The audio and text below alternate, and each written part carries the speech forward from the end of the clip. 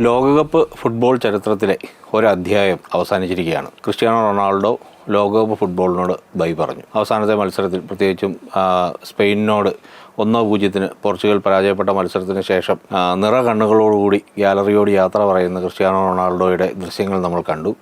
ലോക ഫുട്ബോൾ ചരിത്രത്തിൽ തന്നെ ഏറ്റവും മഹാനായ കളിക്കാരിലൊരാൾ, വിരലിലെണ്ണാവുന്ന മഹാന്മാരിലൊരാൾ ലോകകപ്പ് ഫുട്ബോളിനോട് വിട പറഞ്ഞിരിക്കുകയാണ്. ഇനി ഒരു ലോകകപ്പിനൂടി അദ്ദേഹം ഉണ്ടാവില്ല എന്ന് നമുക്ക് ഉറപ്പാണ്.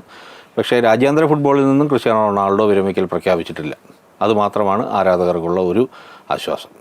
തീർച്ചയായും ഒരു വൺ ലാസ്റ്റ് ഡാൻസ് എന്ന ഒരു പരിവേഷത്തോടു കൂടിയായിരുന്നു ക്രിസ്ത്യാനോ ഈ ലോകകപ്പിനെത്തിയത്. ഒരു പക്ഷേ ഇതിനു മുമ്പത്തെ ലോകകപ്പിൽ നമ്മൾ ഇതുപോലെ തന്നെ ചിന്തിച്ചിട്ടുണ്ടാകും. പക്ഷേ അദ്ദേഹത്തിൻ്റെ ഈ ഫിസിക്കൽ ഫിറ്റ്നസ്, അദ്ദേഹത്തിൻ്റെ ഒരു തീവ്രമായ അഭിവാഞ്ച, ആഗ്രഹം, പാഷൻ എല്ലാം കൂടെ ചേർന്ന് വന്നപ്പോൾ 41 വയസ്സിലും ചെറുപ്പക്കാർക്കൊപ്പം ഓടി നടന്ന് 90 മിനിറ്റ് കളിക്കാനുള്ള ഒരു ശേഷി അദ്ദേഹം ഉണ്ടാക്കിയെടുത്തു. പക്ഷേ പണ്ടത്തെ പോലെ അദ്ദേഹത്തിന് ഗോളുകൾ കാര്യമായി സ്കോർ ചെയ്യാൻ പറ്റിയില്ല എന്നുള്ളത് സത്യമാണ്. എങ്കിലും ഈ ലോക ഫുട്ബോളിൽ എക്കാലത്തെയും വലിയൊരു ഐക്കോണിക് ഫിഗറായിട്ടാണ് ക്രിസ്ത്യാനോ നമ്മുടെ മുന്നിൽ നിന്ന് നീങ്ങിയത് എന്നുള്ള കാര്യത്തിൽ ഒരു തർക്കവുമില്ല. കാരണം എന്താ വെച്ചാൽ 41-ാമത്തെ വയസ്സിൽ ഒരു ഫുട്ബോൾ ടീമിൻ്റെ മുന്നേറ്റ നിരയിൽ കളിക്കുന്ന ഒരു താരം ഇത്രയും പെർഫോം ചെയ്യുക എന്ന് പറയുന്നത്, ഷമീർ പറഞ്ഞ പോലെ 90 മിനിറ്റും തികച്ച് കളിക്കുക എന്ന് പറഞ്ഞു. ഇപ്പോൾ കളി 90 മിനിറ്റും അല്ല, VAR ഒക്കെ വന്നതിന് ശേഷം അത് 100 മിനിറ്റോളമായി.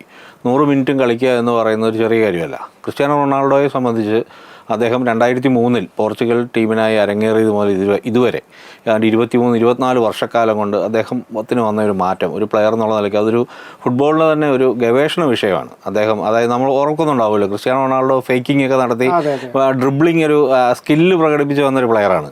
പിന്നീട് അദ്ദേഹത്തിൻ്റെ ഒരു കളിശൈലിയിൽ വന്ന ഒരു പ്രധാനപ്പെട്ട മാറ്റം, അദ്ദേഹം സെറ്റ് പീസുകളിൽ മികവ് കണ്ടെത്തി.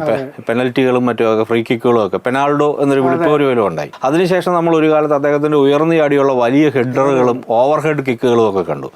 അതിനുശേഷം ഏറ്റവും ഒടുവിൽ ഇപ്പോൾ നമ്മൾ കാണുന്ന അധികം ഓടാതെ ഈ 90 മിനിറ്റും കളിക്കാനുള്ള സ്റ്റാമിന സംഭരിച്ചു വെച്ച് അത്യാവശ്യ ഘട്ടങ്ങളിൽ മാത്രം ഓടിയെത്തുകയും സ്കോർ ചെയ്യുകയും ചെയ്യുന്ന ഒരു താരമായുള്ള ഒരു മാറ്റം. അങ്ങനെ ഈ കാലഘട്ടത്തിനിടയിൽ, ഈ ഇത്രയും കാലത്തിനിടയ്ക്ക് ക്രിസ്ത്യാനോ റൊണാൾഡോയ്ക്ക് വരുത്തിയ ഒരു മാറ്റം ഫുട്ബോളിൽ ശരിക്കും പറഞ്ഞ ഒരു ഗവേഷണ വിഷയമാണ്. തീർച്ചയായും കഴിഞ്ഞ നൂറ്റാണ്ടിലെ ഫുട്ബോൾ ചരിത്രം ക്രിസ്ത്യാനോയുടേത് കൂടിയാണ്.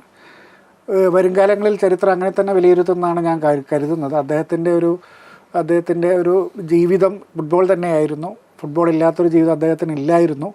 അദ്ദേഹത്തിൻ്റെ ജീവിതം ഒരു തുറന്ന പുസ്തകം കൂടിയായിരുന്നു എന്നുള്ളതാണ് ഈ അവസരത്തിൽ പറയാൻ കഴിയുമെന്ന് തോന്നുന്നു. അതെ, ക്രിസ്ത്യാനോ റൊണാൾഡോയുടെ ജീവിതത്തെക്കുറിച്ചൊക്കെ നമുക്ക് ഒരു വലിയ തുറന്ന ചർച്ച തന്നെ, ഒത്തിരി ദീർഘനേരം നീണ്ടു നിൽക്കുന്ന ഒരു ചർച്ച നടത്തേണ്ടി വരും. കാരണം അദ്ദേഹത്തിൻ്റെ ജീവിതം അങ്ങനെയാണ്. അത് നമുക്ക് അതിലേക്ക് പോകേണ്ടതാണെന്ന് തോന്നുന്നു. കാരണം അത് പിന്നീടൊരു അവസരത്തിലാകാമെന്നും തോന്നുന്നു. തീർച്ചയായും ഈ മത്സരം ഒരുപക്ഷെ വളരെ ആളുകളെ ത്രസിപ്പിച്ചൊരു മത്സരമൊന്നും ആയിരുന്നില്ല എന്ന വസ്തുത കൂടി പരിഗണിക്കണമെന്ന് തോന്നുന്നു. കാരണം രണ്ട് ടീമുകളും ഒരു ഘട്ടത്തിൽ എക്സ്ട്രാ ടൈമിന് വേണ്ടി കളിക്കുന്നതിനിടെയാണ് പെട്ടെന്ന് അപ്രതീക്ഷിതമായ ഗോൾ വന്നത്. അല്ലെങ്കിൽ ഒരു പക്ഷേ ക്രിസ്ത്യാനോയെ എക്സ്ട്രാ ടൈമിലും അത് കഴിഞ്ഞ് പിന്നീട് ഷൂട്ടൗട്ടിലും കാണാൻ സാധിക്കുമായിരുന്നു എന്നുള്ളൊരവസ്ഥ കൂടിയുണ്ട്. ഈ മത്സരം ഷമീർ പറഞ്ഞ പോലെ തന്നെ ചെറുതായി ഒന്ന് ബോറടിപ്പിച്ച കളിയാണ്. സ്പെയിനിൻ്റെ ഇതുവരെയുള്ള എല്ലാ കളികളും അങ്ങനെയായിരുന്നു. സ്പെയിൻ വളരെ പതുങ്ങിയാണ് കളിക്കുന്നത്. കാര്യം പറഞ്ഞാൽ അവരുടെ ഫൈനൽ തേർഡ് വരെയുള്ള അവരുടെ മൂവ്മെൻറ്റുകളൊക്കെ വളരെ രസമാണ്. പക്ഷേ ഫിനിഷിങ്ങിൽ വരുമ്പോൾ ഒരു ആശയക്കുഴപ്പം ഇപ്പോഴും ഉണ്ട്. ആ ഒരു ആശയക്കുഴപ്പത്തിനിടയിലും പകരക്കാരനായി വന്ന മിക്കൽ മെറീനോ ഗോൾ നേടി. ആ ഒരു ഗോൾ സ്പെയിനിൻ്റെ കാര്യത്തിൽ ഇനി മുന്നോട്ടുള്ള കുതിപ്പിൽ വളരെ നിർണായകമാണ്. അതേസമയം പോർച്ചുഗലിന് സംഭവിച്ചതും ഒരു സ്കോറിംഗ് എബിലിറ്റി ക്രിസ്ത്യാനോ റൊണാൾഡോ ഉള്ളപ്പോൾ തന്നെ മറ്റൊരു താരം ഈ ക്രിസ്ത്യാനോയെ മാർക്കിങ്ങും ഒക്കെ ഉണ്ട്, അല്ലെങ്കിൽ ക്രിസ്ത്യാനോയുടെ പ്രായത്തിൻ്റെതായ പരിമിതികളും അവിടെ ഉണ്ട്. ആ സമയത്ത് ബ്രൂണോ ഫെർണാണ്ടസിന് ഒന്നും കയറി വന്നൊരു ഗോൾ സ്കോർ ചെയ്യാൻ സാധിച്ചില്ല എന്നൊരു പ്രശ്നവും അവിടെ ഉണ്ടായിരുന്നു. ബ്രൂണോ ഫെർണാണ്ടസ് ഉൾപ്പെടെയുള്ള പോർച്ചുഗലിലെ പ്രതിഭാധനരായ മിക്ക താരങ്ങളും ഈ ലോകകപ്പിൽ നിറമങ്ങിപ്പോയി എന്നൊരു വസ്തുത കൂടി നമ്മൾ കാണേണ്ടതുണ്ട്. ഈ ഓരോ മാൻ ടു മാൻ നോക്കിക്കഴിഞ്ഞാൽ പോർച്ചുഗൽ ടീം ലോകത്തിലെ ഏത് ടീമിനോടും കിടപിടിക്കുന്നതാണ്. പക്ഷേ അതിന് ചേർന്നൊരു പ്രകടനം ഇക്കുറി നമുക്ക് കാണാൻ കഴിഞ്ഞില്ല എന്നത് വസ്തുതയാണ്. അതെ, പോർച്ചുഗലിനെ ഇത്തവണത്തെ അവരുടെ ഗോൾഡൻ ജനറേഷൻ എന്ന് പറയാം. അവിടെ പോർച്ചുഗൽ ടീമിൽ ഷമീർ പറഞ്ഞ പോലെ തന്നെയാണ്. ഓരോ പൊസിഷനിലും കളിക്കുന്ന ഓരോരുത്തരും ഏതെങ്കിലും ഒരു യൂറോപ്യൻ ലീഗിലെ ഏറ്റവും വിലപിടിപ്പുള്ള താരമായിരിക്കും. അങ്ങനെയുള്ള ഇപ്പോൾ ബ്രൂണോ ഫെർണാണ്ടസ് ഉൾപ്പെടെയുള്ള ആളുകൾ ഇവരെല്ലാവരും ഉണ്ടായിട്ടും ഒരു ടീം എന്നുള്ള നിലയ്ക്ക് പോർച്ചുഗലിന് പെർഫോം ചെയ്യാൻ സാധിച്ചില്ല. ഒത്തിണക്കം ഉണ്ടായിരുന്നില്ല എന്ന് തന്നെ വേണം വിലയിരുത്താൻ. ഒരുപക്ഷെ ഈ ലോകകപ്പിൽ ഈ താരങ്ങളെ പരിഗണിക്കും പരിഗണിക്കുമ്പോൾ, അവരുടെ വ്യക്തിഗത മികവ് പരിഗണിക്കുമ്പോൾ ഈ ലോകകപ്പിലായിരുന്നു പോർച്ചുഗലിന് ഏറ്റവും നന്നായി പെർഫോം ചെയ്യാൻ പറ്റുക.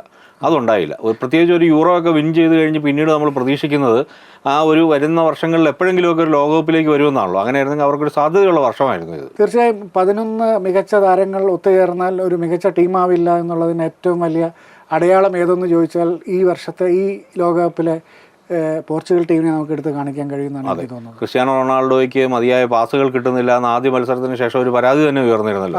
അത് എത്രമാത്രം അടിസ്ഥാനം ഉള്ളതാണെങ്കിലും ഇല്ലെങ്കിലും ടീം എന്നുള്ള നിലയിലുള്ള ഒരു ഒത്തിണക്കമില്ലായ്മ പോർച്ചുഗലിന് വലിയൊരു ബുദ്ധിമുട്ടുണ്ടാക്കിയിട്ടുണ്ട് ലോകം. ഒരുപക്ഷെ ക്രിസ്ത്യാനോയ്ക്ക് ഇപ്പോൾ അവരുടെ കോച്ച് മാർട്ടിനസ് കൂടി ഈ ഇവിടെ പറയുമെന്നാണ് എനിക്ക് തോന്നുന്നത്. അതെ, കാരണം ഒരു നല്ല രീതിയിലൊരു അദ്ദേഹം ഒരു പേരുകേട്ട പരിശീലകനാണെങ്കിലും ദേശീയ ടീമുകൾക്കൊപ്പം ഒന്നും തന്നെ കാര്യമായൊരു നേട്ടം ഉണ്ടാക്കാൻ കഴിയാത്ത ഒരാൾ കൂടിയാണ്. ഈ ലോകകപ്പോടുകൂടി തന്നെ പോർച്ചുഗൽ മൊത്തത്തിലൊരു ഉടച്ചുവാർക്കൽ ഉണ്ടാകുമെന്നാണ് നമുക്ക് പ്രതീക്ഷിക്കാവുന്നത്. ഒരു കാര്യം കൂടി പ്രത്യേകിച്ച് പറയേണ്ടിയിരിക്കുന്നു. കാരണം കഴിഞ്ഞ 10-23 വർഷക്കാലം ക്രിസ്ത്യാനോയുടെ പേരിലായിരുന്നു പോർച്ചുഗൽ അറിയപ്പെട്ടിരുന്നത്. ഇനി അദ്ദേഹം ഇല്ലാതാകുമ്പോൾ, അങ്ങനെ വലിയൊരു പേരില്ലാതാകുമ്പോൾ ആരാധകരുടെ പിന്തുണ കുറയും, നാട്ടിലെ സപ്പോർട്ടേഴ്സിൻ്റെ പിന്തുണ കുറയും, എല്ലാത്തിനും സാധ്യതയുണ്ട്. യൂറോപ്പിലെ തലപ്പൊക്കമുള്ള ടീമുകളുടെ ഗണത്തിലേക്ക് പരിഗണിക്കപ്പെടാൻ പോർച്ചുഗലിന് കാര്യമായി പണിയെടുക്കേണ്ടിയിരിക്കുന്നു. അതെ, പോർച്ചുഗൽ ആലോചിച്ച് നോക്കുമ്പോൾ പോർച്ചുഗൽ എല്ലാ കാലത്തും ഇതിഹാസങ്ങളുടെ ഒരു ടീമാണ്. ഇതിഹാസ താരങ്ങൾ ഒരുപാട് പേരുണ്ട്. ക്രിസ്ത്യാനോയ്ക്ക് മുമ്പ് ലൂയി ഫിഗോ ഉണ്ടായിരുന്നു, അതിനു മുമ്പ് യൂസേബിയോ ഉണ്ടായിരുന്നു. ഈ താരങ്ങളെല്ലാം ഉള്ളപ്പോഴും പോർച്ചുഗലിനൊരു കാര്യമായൊരു നേട്ടം ഉണ്ടാക്കാൻ സാധിച്ചില്ല. ഇനി ഇപ്പോൾ ഷമീർ പറഞ്ഞ പോലെ തന്നെ ഒരു പുതിയ തലമുറ ഇനി വരണം. ഇപ്പോൾ ഉള്ളവരൊക്കെ നല്ല പ്ലെയേഴ്സാണ്. അവർ ഇനി എങ്ങനെയാവും എന്നുള്ളത് അറിയില്ല. ഈ താരങ്ങൾ കൊണ്ട് കാര്യമില്ല, ഒന്നിച്ചു നിൽക്കുന്ന ഒരു ടീം എന്നുള്ള നിലയ്ക്ക് പെർഫോം ചെയ്യാൻ പറ്റുന്നൊരു സാഹചര്യം പോർച്ചുഗലിന് എന്നുണ്ടാവുന്നോ അന്നേ ഇനിയൊരു പ്രതീക്ഷയ്ക്ക് വകയുള്ളൂ. തീർച്ചയായും ഇതോടൊപ്പം തന്നെ സ്പെയിനിൻ്റെ കാര്യം കൂടി നമ്മൾ ചിന്തിക്കേണ്ടിയിരിക്കുന്നു. സ്പെയിൻ ഈ മത്സരം ജയിച്ചെങ്കിലും ക്വാർട്ടറിലേക്ക് എത്തിയെങ്കിലും അവരുടെ മുന്നോട്ട് പോക്കിന് ഈ ഒരു ഗെയിം പ്ലാൻ മതിയോ എന്നുള്ള കാര്യത്തിൽ സംശയങ്ങൾ ബാക്കി നിൽക്കുകയാണ് ഇപ്പോഴും. ഞാൻ ഈ ലോകകപ്പ് തുടങ്ങിയ സമയത്ത് ഒരു ഇതിൽ പറഞ്ഞിരുന്നല്ലോ, ഒരു നമ്മുടെ ഒരു സംഭാഷണത്തിൽ പറഞ്ഞിരുന്നല്ലോ, സ്പെയിൻ വളരെ പ്രതീക്ഷ നൽകുന്ന ഒരു ടീമായിരുന്നു. എനിക്ക് ഇത് ലോകകപ്പ് തുടങ്ങുന്ന സമയത്ത് നമ്മൾ ഫ്രാൻസിനൊപ്പമൊക്കെ തന്നെ സാധ്യത പറഞ്ഞൊരു ടീമായിരുന്നു സ്പെയിനിന് സംഭവിച്ച പോരായ്മ നമ്മൾ ഈ ചർച്ചയിൽ ഇടയ്ക്ക് പറഞ്ഞത് തന്നെയാണ്. അവർക്കൊരു നല്ലൊരു അറ്റാക്കിംഗ് ഫ്രണ്ടില്ല. അവരുടെ മുൻനിര വളരെ ദുർബലമായി പോകുന്ന പോലെ, അല്ലെങ്കിൽ ലക്ഷ്യബോധം ഇല്ലാത്ത പോലെയാണ് നമുക്ക് തോന്നുന്നത്. ലെമീൻ യമാലിൻ്റെ സാന്നിധ്യത്തിൽ പോലും അവർക്ക് കാര്യമായി മികച്ച പ്രകടനം പുറത്തെടുക്കാനാവുന്നില്ല എന്നുള്ള വസ്തുത വളരെ എന്തായിരിക്കാം ആശങ്കാജനകമാണ്. തീർച്ചയായും ലെമീൻ യമാലിന്റെ പ്രശ്നം എന്തായിരിക്കും എന്ന് ഞാനിങ്ങനെ ആലോചിക്കും. നമ്മൾ ചർച്ച ചെയ്തല്ലോ, കളി നടക്കുന്ന സമയത്ത് നമ്മളത് സംസാരിച്ചൊരു വിഷയമാണല്ലോ. കാരണം യമാൽ ഇങ്ങനെ വരുന്നുണ്ട്, ബോക്സിനുള്ളിലേക്ക് പന്തുമായിട്ട് വരുന്നുണ്ട്, യമാലിന്റെ സ്കില്ല് നമ്മൾ കാണുന്നുണ്ട്. പക്ഷേ 1-2 ഡിഫൻഡർമാരെ മറികടന്ന് പോകാൻ യമാലിന് പറ്റുന്നില്ല. എന്നാൽ അദ്ദേഹത്തിൻ്റെ ഭാഗത്തുനിന്ന് ഒരു നല്ലൊരു ഫീഡ് ചെയ്യുന്ന ഒരു അസിസ്റ്റോ ഒന്നും അങ്ങനെ കാണുന്നുമില്ല. ഈ ഒരു യമാലിനെ അല്ല നമ്മൾ ബാർസലോണയ്ക്ക് വേണ്ടി കളിക്കുമ്പോൾ കണ്ടിട്ടുള്ളത്. തീർച്ചയായും അദ്ദേഹത്തിന് ഇഞ്ചുറി ഒരു കാരണമായിരിക്കാം. റിക്കവറി ഇപ്പോൾ സംഭവിക്കുന്നതാണ്. പൂർണ്ണമായിട്ട് അദ്ദേഹം റിക്കവർ ആയിട്ടുണ്ടാവില്ല. അപ്പോൾ ഒരു മാക്സിമം അദ്ദേഹത്തിന് ചിലപ്പോൾ പുറത്തെടുക്കാൻ കഴിയുന്നുണ്ടാവില്ല. അതും കൂടി ഇതിൻ്റെ ഭാഗമായിട്ടുണ്ടാകും. പക്ഷേ യമാൽ ഉൾപ്പെടെയുള്ള മറ്റ് അറ്റാക്കിംഗ് താരങ്ങളുടെയും പ്രകടനവും ഏറെക്കുറെ ഇതൊക്കെ തന്നെ. അതെ, സ്പെയിൻ ടീമിൻ്റെ ഒരു പ്രശ്നം എന്ന് പറയുന്നത് താരങ്ങളുടെ പരുക്ക് തന്നെയാണ്. പരുക്ക് ഉള്ള പുറത്തിരിക്കുന്നവരായാലും കളിക്കുന്നവരായാലും പലരും പൂർണ്ണമായ ഫിറ്റ്നസ് ഉള്ളവരാണെന്ന് തോന്നുന്നില്ല. അതൊരു പ്രശ്നമാണ്. പക്ഷേ ഇനി മുന്നോട്ടുള്ള സമയത്ത് അങ്ങനത്തെ ചില നമുക്കൊരു ഒത്തുതീർപ്പിന് സാധ്യമല്ലല്ലോ. കാരണം നോക്കൗട്ടിലെത്തി, ഇനിയിപ്പോൾ ക്വാർട്ടറിലേക്കാണ്, അത് കഴിഞ്ഞാൽ സെമി ഫൈനൽ, എത്രയേ ഉള്ളൂ. അപ്പോൾ ഏറ്റവും ശക്തരായ ടീമുകളാണ് ഇനി മുന്നിലേക്ക് വരാൻ പോകുന്നത്. അങ്ങനെ വരുമ്പോൾ അത് സ്പെയിനിന് ഈ കളി പോരാ, ഒരു സൗജന്യവും പ്രതീക്ഷിക്കേണ്ട. അതെ.